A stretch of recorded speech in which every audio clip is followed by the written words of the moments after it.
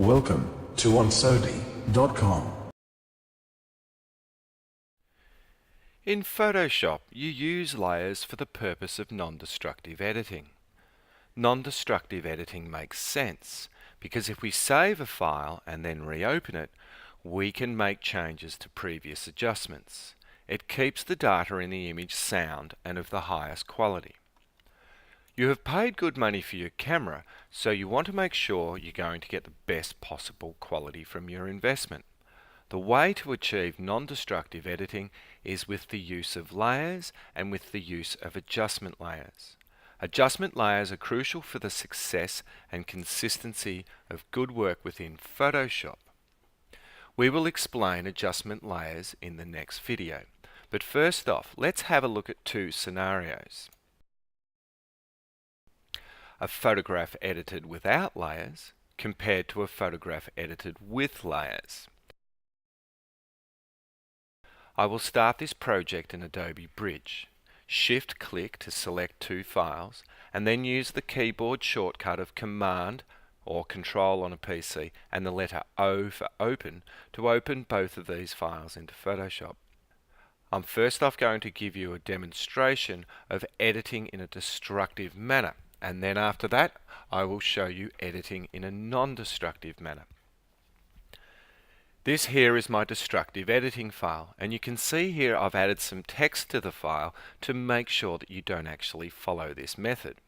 As means for this example, I'm going to come up to the Image Adjustments menu and I'm going to make some levels adjustments to this file.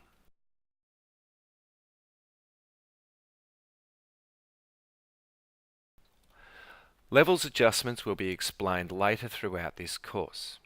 I'm going to enter in those adjustments and I can click the preview on and off and click OK.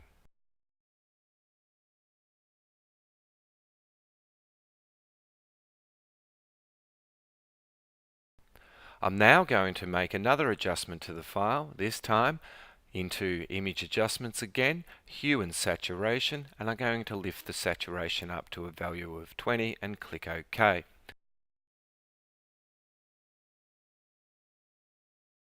And this has changed the file again. As a third step, I'll come to Image Adjustments yet again and choose Vibrance, and I'll increase the vibrance and click OK. I have now completed the editing of this file in the wrong way, in a destructive way. Save as into the same location, and I'm going to call this Beach Portrait for the sake of this exercise. Click Save and then close the file. I will now come to this file, the one that I will edit properly in a non-destructive manner, and I'm going to use adjustment layers accessed from the Layers panel. Please note that the workings of adjustment layers will be explained further throughout this course. I will come down to this icon here and I'm going to add a levels adjustment layer to this file and enter the same values as before.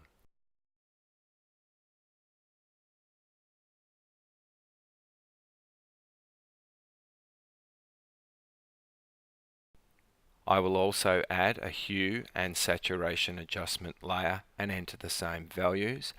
And with the third adjustment, it's the vibrance adjustment layer with a value of 40.